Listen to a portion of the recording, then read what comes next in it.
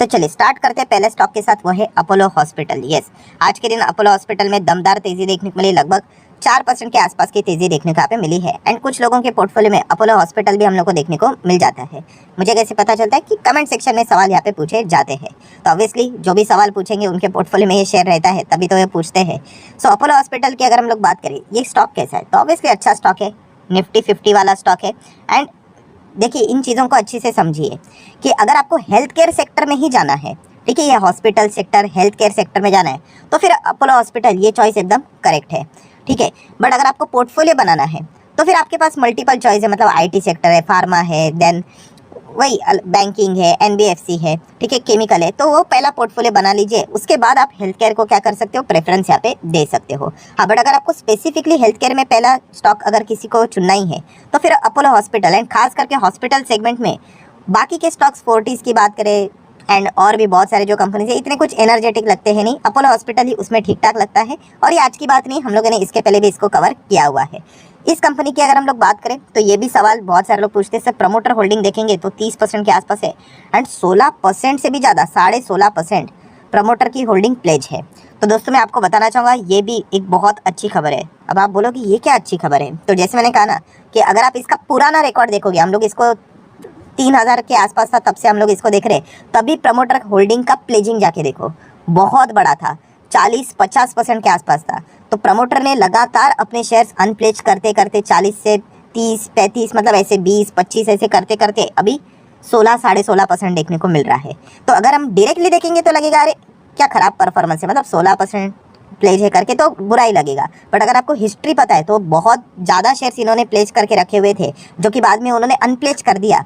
तो इसके चलते एक अच्छा खासा हम लोग को इंडिकेशन देखने को यहाँ पे मिल चुका है। एंड देखा गया तो ये कंपनी इंस्टीट्यूशन इन्वेस्टर की फेवरेट कंपनी एफआईएस की अगर हम लोग बात करें तो एफआईएस देख सकते हो, बाप रे बाप, लगभग ऑलमोस्ट कंपनी उनके कब्जे में जाती हुई देखने को मिल रही है। नो डाउट इसका अर्थ ये नहीं होता कि एफआईएस यहाँ पे प्रमोटर बनेंगे, बिकॉज हाँ अलग अलग एफआईएस होते हैं, कोई ए, कोई बी, कोई सी, तो ये टोटल हम लोग को देखने को मिल जाता है। डीएस की बात करें तो उनका भी फेवरेट है, आप देख सकते हैं लगभग 17-18%, ये आते जाते रहते हैं, ठीक है।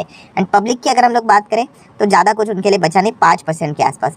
सो शेयर होल्डिंग पैटर्न बहुत ही दमदार देखने को यहाँ पे मिल जाता है। म्यूचुअल फंड स्कीम्स भी देख सकते हो 180 है, एफआईएस एफपीएस भी 900 एफआईएस ने पैसा लगा के रखा हुआ है। तो कंपनी कोई वाहियात कंपनी नहीं, ये मेरा बताने का मकसद था। तो अगर किसी को हेल्थ केयर सेक्टर में जाना है तो उसको चाहे तो कंसिडर कर सकता है, स्टडी कर सकता है। नेक्स्ट हम लोग बात करेंगे ट्राइडेंट से रिलेटेड भी बहुत सवाल आते रहते हैं, सर क्या ट्राइडेंट कंपनी का भविष्य क्या चलेगा, क्यों नहीं चलेगा, ऑब्वियसली चलेगा। हाँ, ऐसा नहीं होगा कि आपको ये जो अभी अच्छी खासी तेजी देखने को मिले, मतलब नेट रिटर्न्स आज भी कितने हैं, 500% के रिटर्न है। देखिए ये स्टॉक मार्केट का ना गोल्डन फॉर्मूला है, जिसको मैं हमेशा आप लोगों को कहता हूँ, समझ लेना कौन सा, वही स्टेज 1, स्टेज 2, स्टेज 3। जब भी ये वाला जो स्टेज आता है ना तो उसमें स्टॉक कंसोलिडेट करेगा ही करेगा, ज़्यादा टाइम लेगा ही लेगा, अनटिल एंड अनलेस कुछ बहुत ही बड़ा बदलाव हो जाए तो स्टॉक फटाक से यहाँ पे करवट बदल लेता है। तो इन चीज़ों को समझो। तो इसमें अगर आप देखोगे कि कोई भी स्टॉक इस पे चल रहा है और ये वाला पोजीशन पे यहाँ पे वो फिलहाल तो ट्रेड कर रहा है, तो टाइम लेगा। तो ये टाइम पे क्या हो जाता है कि यस, जिन्होंने रैंडम बाइंग की होती है तो फिर वो एग्जिट करना स्टार्ट कर देते हैं, ठीक है। एंड जिन्होंने लॉजिक के साथ बाई किया होता है वो बैठ जाते हैं, ठीक है। तो इसलिए कहना चाहूँगा दोस्तों कि कंपनी के बिजनेस को स्टडी कीजिए, वरना बोलते हैं ना उसमें टिकना बहुत मुश्किल हो जाता है। अभी ये ओवरऑल रिटर्न्स भी आपको देखने को मिले 500% के रिटर्न्स, ये थोड़ी ना पूरे टाइम के लिए, ये देखिए ये यहाँ से लेकर यहाँ तक, दैट्स इट, ये इतनी सही फेज़ है जहाँ पे कंपनी ने इतना तगड़ा रिटर्न दिया, ठीक है। ये तो नेट 500 की मैं बात करें, ओवरऑल रिटर्न तो आपको पता ही है 700, 800, 1000% तक के रिटर्न है। तो ये चीज़ समझिए। एंड देखा गया तो बहुत सारे लोग क्या सोचते हैं कि यहाँ पे हम लोग एंट्री करेंगे तो ऐसा फायदा, तो दोस्तों ऐसा किसी को भी पता होता नहीं कि कहाँ से वो भागेगा, एग्जैक्टली कहाँ से गिरेगा। इतना सिंपल होता तो शेयर मार्केट कितना बच्चों का खेल हो गया, ठीक है। सो हमें सिर्फ इतना ही देखना होता है कि ओवरऑल कंपनी की काबिलियत कितनी है, एंड उस हिसाब से डिसीजन लेकर यहाँ पे आगे बढ़ना होता है। देन हम लोग बात करेंगे एक ऐसा स्टॉक जिसके मतलब बोलते हैं कि लाइफ में लाल रंग ही लगातार देखने को मिल रहा है और स्टॉक धीमे धीमे करके नीचे ही जाते हुए देखने को मिल रहा है। सो वो कंपनी कौन सी है, आयशर मोटर। यस दोस्तों, आज के दिन भी 2.5% की गिरावट, 5 दिन की अगर हम लोग बात करें तो वो भी आपको पता है कि लगातार स्टॉक हम लोग को नीचे जाते हुए देखने को मिल रहा है। थोड़ा सा मैं रिफ्रेश कर दूँ तो ठीक है, ये देखिए आ गया डेटा, लगभग 8.25% गिर गया। देन एक महीने की बात करें तो 13-13.5% की गिरावट, ठीक है। एंड मेजॉरिटी गिरावट पिछले 2-3 ट्रेडिंग सेशन में ही हुई है। रीज़न आपको पता है, यस, जो कॉम्पिटिटर बाजार में यहाँ पे आ चुके हैं बजाज ऑटो की बात करें एंड हीरो मोटोकॉर्प की बात करें, ठीक है, हार्ले डेविडसन की बात करें एंड बजाज ने जो ट्रिम के साथ यहाँ पे जो पार्टनरशिप की है, तो इसके चलते आयशर मोटर का जो सबसे बड़ा जो मोनोपोली वाला बिजनेस है, ठीक है, रॉयल इनफील्ड का, वो हम लोगों को खतरे में देखने को मिल रहा है। खतरे में मतलब ये नहीं कि कंपनी बर्बाद हो जाएगी, बट येस 90% जब मार्केट शेयर होता है ना, वही चीज़ होती है। हाँ, उनको डिफेंसिव मोड में खेलना पड़ता है। अभी ये 90% वो कैसे प्रोटेक्ट करेंगे? कुछ ना कुछ लोग तो वहाँ पे हम लोग को शिफ्ट होते हुए देखने को मिल ही जाएंगे, ठीक है। जिन्होंने रॉयल इनफील्ड ऑलरेडी चला के रखी होगी, वो हो सकता है कुछ नया टेस्ट के लिए हार्ले डेविडसन की ओर भी जा सकते हैं। ये हर किसी का अपना अपना ओपिनियन अलग होता है। वो ओवरऑल डेटा आएगा ना, तभी पता चलेगा कि कितने लोग वहाँ पे चले गए और कितना मार्केट शेयर अभी बुलेट में आयशर मोटर के पास, मतलब रॉयल इनफील्ड के पास यहाँ पे बचा है। बट हाँ, कुछ ना कुछ तो फर्क यहाँ पे पड़ेगा, इतना तो हम सभी लोगों को यहाँ पे पता ही है। सो इसी चीज़ के चलते आयशर मोटर में हम लोग को गिरावट देखने को यहाँ पे मिली है। सो एक बहुत ही अच्छा इंटरेस्टिंग सवाल भी कमेंट सेक्शन में पूछा गया, कौन सा? सर फ़ायदा ही क्या फिर? 90% मार्केट शेयर कैप्चर करके कंपनी का फ़ायदा है क्या? तो दोस्तों ऐसी बात नहीं है। फ़ायदा मतलब क्या होता है कि कंपनी बॉस कोई आज के दिन यहाँ पे नहीं आई है। अगर आप इस कंपनी का मैक्सिमम चार्ट पैटर्न देखोगे, ये 90% मार्केट शेयर के चलते कंपनी ने कितने परसेंट रिटर्न दिए, जरा कैलकुलेट करके देख लेना, गिनकर थक जाओगे। 1.5 लाख % के रिटर्न दिए हैं।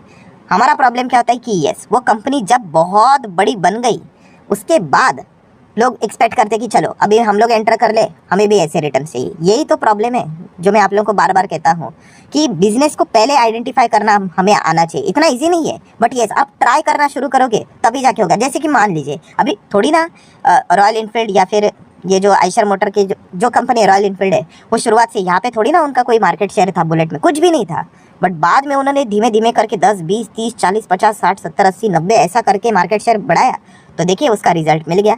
पर बाद में लोग यहाँ पे आते हैं और एक्सपेक्ट करते हैं कि अभी चलो भागना चाहिए करके। सो यही बताने की कोशिश यहाँ पे कर रहा हूँ दोस्तों कि बिजनेस को आइडेंटिफाई करना की कोशिश कीजिए। मान लीजिए अभी कोई XYZ ड्रोन वाली कंपनी है, अभी ड्रोन भी सेक्टर नया नया टाइप का सेक्टर है, तो उसका मार्केट शेयर कुछ भी नहीं होगा। धीमे धीमे करके मान लीजिए किसी ड्रोन कंपनी का मार्केट शेयर 10, 20, 30, 40% ऐसा बढ़ने लग गया, तो वो भी इसी कैटेगरी में आ जाएगी।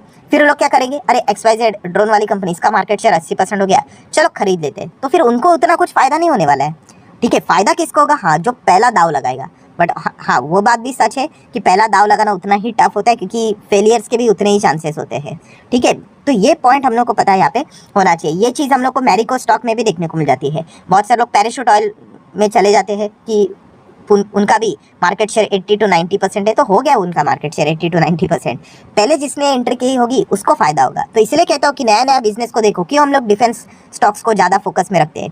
क्योंकि हाँ, उनकी जो शुरुआत है वो अभी हम लोग को ज़ोरदार होती हुई देखने को मिली है। क्यों ड्रोन सेक्टर्स को देखते हैं, क्यों लॉजिस्टिक सेक्टर को ये देखते हैं, क्यों ईवी इलेक्ट्रिक व्हीकल को हम लोग यहाँ पे देखते हैं, क्यों रिन्यूएबल एनर्जीज को हम लोग देखते हैं, क्योंकि ये नए टाइप के सेक्टर है। इसमें जो बाजी मारेगा उसका पैसा ऐसे ही रॉकेट की तरह ग्रो होगा, एंड जो बाद में आएंगे उनको कुछ इतना खास रिटर्न नहीं मिलेगा। ये कॉन्सेप्ट को समझ लेना, ठीक है। तो चलिए, बहुत अच्छा सवाल था, तो आपको एक लर्निंग लेसन भी यहाँ पे मिल जाता है। देन येस बैंक की बात करेंगे, कमाल का तेजी देखने को मिले, 4-4.5% की तेजी देखने को यहाँ पे मिली है। तो रीज़न क्या है? रीज़न बहुत सिंपल है दोस्तों, अपडेट सामने आ चुके हैं कंपनी के। वही जो अभी का जो क्वार्टर था, जून क्वार्टर की अगर हम लोग बात करें, तो लोन बुक कंपनी का 7.5% से ग्रो होते हुए देखने को मिला है। तो इसी न्यूज़ को बाजार ने क्या कर दिया, थम्स अप दे दिया है। तो ठीक है, अच्छी बात है। इसमें कोई ये इन्वेस्टमेंट वाला तो स्टॉक है नहीं, जैसे मैं बार बार यहाँ पे बोल चुका हूँ, ट्रेडिंग वाला स्टॉक है। आप चाहो तो ऐसा बोल सकते हो। इन्वेस्टमेंट वाला कब बनेगा? यस, जब बैंक एनपीपी को लगातार मेंटेन करेगी, एक बार नहीं, लगातार, ठीक है। एक आध बार सेंचुरी लगा के कुछ नहीं होता, बार बार लगाओगे तो इंडिया के लिए खेलोगे, ठीक है। तो ये पॉइंट भी हम लोग को पता होना चाहिए। देन अगर हम लोग बात करेंगे केपीआईटी टेक, तो अच्छा परफॉर्मेंस चल रहा है, 3-3% की तेजी। ये एक अभी फाइटिंग देखने को मिलेगी, कौन सा ब्रोकर सही जाएगा। एक ने कहा 1200 जाएगा, एक ने कहा 50% ही क्रैश होगा, ठीक है। तो ये तो देखने वाली बात यहाँ पे होगी, ठीक है। अगर इनफैक्ट सेकंड वाले की अगर न्यूज़ सच हो जाती है तो हम लोगों के लिए अच्छी बात है, क्योंकि अच्छा खासा स्टॉक हम लोग को नीचे सस्ते दाम में देखने को मिल जाएगा, ठीक है। वो तो इफ बट वाली बातें हैं। ओवरऑल कंपनी के स्ट्रक्चर क्या है? पॉजिटिव है। ओवरऑल कंपनी का बिजनेस क्या है? पॉजिटिव है। मैनेजमेंट कैसा है? सॉलिड है। तो दैट्स इट, तो कंपनी अच्छा ही करेगी। देन बात करेंगे टाटा पावर। जैसे मैंने आप लोगों को यही अभी जो आयशर मोटर की कहानी गिनाई, टाटा पावर की भी स्टोरी उसी फ्रेम में आ जाती है कि अगर इसने बहुत अच्छा खासा बिजनेस किया, वही renewable sector, clean energy, green energy, solar power, rooftop solar जो लगाते हैं, राइट, बैटरी चार्जेस ईवी से रिलेटेड जो लगाते हैं, उसमें जो बाजी मारेगा वो अच्छा करेगा। इसलिए तो आप देख सकते हैं, बार बार मैं कहता हूँ कि 12 साल का रिकॉर्ड ऐसे ही नहीं टूटता है, उसके पीछे ये लॉजिक होता है, ठीक है। तो एक उम्मीद की किरण जो शेयर होल्डर्स को देखने को मिल रहे हैं, वो टाटा पावर में अभी हम लोग को देखने को मिल रहा है। अभी वो जीतेगा नहीं जीतेगा वो तो वक्त ही बताएगा कि कौन जीतता है करके। बट यस, काबिलियत तो इसमें ज़रूर है, इतना तो हम लोग यहाँ पे कह सकते हैं। सिमिलर वे टाटा मोटर में भी क्यों हम लोग को जान वापस आते हुए देखने को मिल रही है। मारुति ने पूरा इनका मार्केट शेयर खा के रखा हुआ था, मतलब पैसेंजर व्हीकल की बात करें, पेट्रोल डीजल की बात करें 50%, बट इलेक्ट्रिक व्हीकल जैसे आ गया टाटा मोटर सीधा 80% 90% यहाँ पे एंटर कर चुका है। ठीक है, तो ये चीज़ हम लोग को देखने को मिल रही है एंड इसी चीज़ के चलते स्टॉक हम कह सकते हैं शानदार रिकवरी मोड में चल रहा है। और जो पॉइंट मैंने आप लोगों को बताया था कौन सा, कि यस, जैसे ये लेवल टूट जाएंगे एक शानदार ब्रेकआउट देखने को मिलेगा, मल्टी ईयर ब्रेकआउट देखने को मिलेगा। एंड अगर बाजार ने के माहौल ने भी साथ दिया तो स्टॉक ऐसे हम लोग को ऊपर जाते हुए देखने को यहाँ पे मिल जाएगा, जो कि लगातार धीमे धीमे करके ऊपर ही जाते हुए देखने को यहाँ पे मिल रहा है। देन अगर हम लोग यहाँ पे बात करेंगे दोस्तों तो यस, स्टॉक बायबैक आज के दिन की बात करें तो कल के वीडियो में मैंने आप लोगों को बताया था कि यस, एक कंपनी का बायबैक से रिलेटेड खबर आने वाली है। तो क्या खबर आ गई, तो सवाल का जवाब है हाँ। तो खबर कब आ गई, मार्केट के बीच में ही आ गई कि 3:30 बजने के बाद? तो दोस्तों ड्यूरिंग द मार्केट ही आ गई। मतलब रिएक्शन खबर का आप यहाँ पे देख सकते हो, साफ साफ नजर आ रहा है 3.5% से भी ज़्यादा की तेज़ी। तो बायबैक से रिलेटेड जब खबर आती है और इस प्रकार से स्टॉक अगर भागता है तो हम लोगों को एक ऊपर से चीज़ समझ में आ जाती है। सबसे पहले तो मुझे ये समझ में आ गया कि बॉस बायबैक शायद से टेंडर रूट वाला होगा। ठीक है, तो चलिए चेक कर लेते हैं कि बायबैक कौन सा है और अप्रूवल। तो ये देखिए, बॉम्बे स्टॉक एक्सचेंज के बोर्ड ने कितना है, 350 नहीं, चलो 450 करोड़ का बायबैक, मतलब टोटल साइज की हम लोग बात करें, बायबैक की मंजूरी यहाँ पे दे दी है वाया टेंडर रूट। तो टेंडर रूट होगा तो मार्केट में थोड़ी सी खुशहाली यहाँ पे आ जाती है। ओपन रूट होगा तो शेयर होल्डर को क्या मिलेगा, तो जो ट्रेडर होते हैं वो निकल जाते हैं। ठीक है, और इसीलिए हम लोगों ने देखा कि स्टॉक गिर जाता है। एंड जैसे मैंने बार बार ये चीज़ों को बताया आपको, ठीक है, टेंडर रूट होने से भी ये गारंटी नहीं है कि स्टॉक भागेगा। हाँ, बायबैक का प्राइस क्या है वो भी मैटर करता है। तो आप प्राइस देखोगे तो 816, तो 816 का प्राइस है। एंड आज की ओपनिंग कितनी थी, 683। ठीक है, हम लोग ओपनिंग के हिसाब से बात करें, देन 816 की बात करें तो मोटा मोटी अगर मेरा गणित सही है तो लगभग 19 से 20% का प्रीमियम हम लोग को आज के दिन के हिसाब से देखने को यहाँ पे मिला है। मतलब अच्छा खासा बायबैक देखने को यहाँ पे मिल रहा है। ठीक है, छोटा साइज का बायबैक है, वैसे भी कंपनी भी छोटे साइज की है। मतलब एक मिड साइज की कंपनी से हम थोड़ी ना एक्सपेक्ट करेंगे कि 16,000 करोड़ का बायबैक लेके, इतनी तो उनकी बैलेंस शीट की साइज भी नहीं है। ठीक है, सो बहुत ही अच्छी खासी खबर हम लोग को देखने को मिले। बट जैसे मैं हमेशा कहता हूँ कि ये बोनस बायबैक स्प्लिट डिविडेंड, इसके चलते स्टॉक नहीं खरीदना होता है। अगर आपको इसके बिजनेस के ऊपर ट्रस्ट है then go for it. And देखा गया तो ये ऑलरेडी हम लोगों को पता ही है, ये तो कंपनी टॉप लेवल पे चलती थी, अभी बीच में हम लोग को कॉर्पोरेट एक्शन होते हुए देखने को मिला, इसलिए नीचे देखने को मिल रहे हैं। और इसकी कहानी भी CDSL जैसी है। मतलब जब स्टॉक मार्केट में कुछ भी तेजी नहीं होगी तो ये नीचे रहेगा, जैसे बुल रन आएगा तो ये भी भागेगा, उसके बाद मार्केट में गिरावट होगी तो यहाँ पे भी लोग निकल जाते हैं, फिर वापस बाजार में तेजी आएगी तो देखिए इसकी रिकवरी हो रही है। तो ये चीज़ समझ कर ही आप लोगों ने इस स्टॉक को यहाँ पे क्या करना है, क्या खरीदना है नहीं खरीदना है, इसके बारे में स्टडी यहाँ पे करना है। तो बायबैक की भी खबर हम लोग को अच्छी खासी देखने को मिली, जिसके चलते बाजार ने इसको थम्स अप यहाँ पे दे दिया है।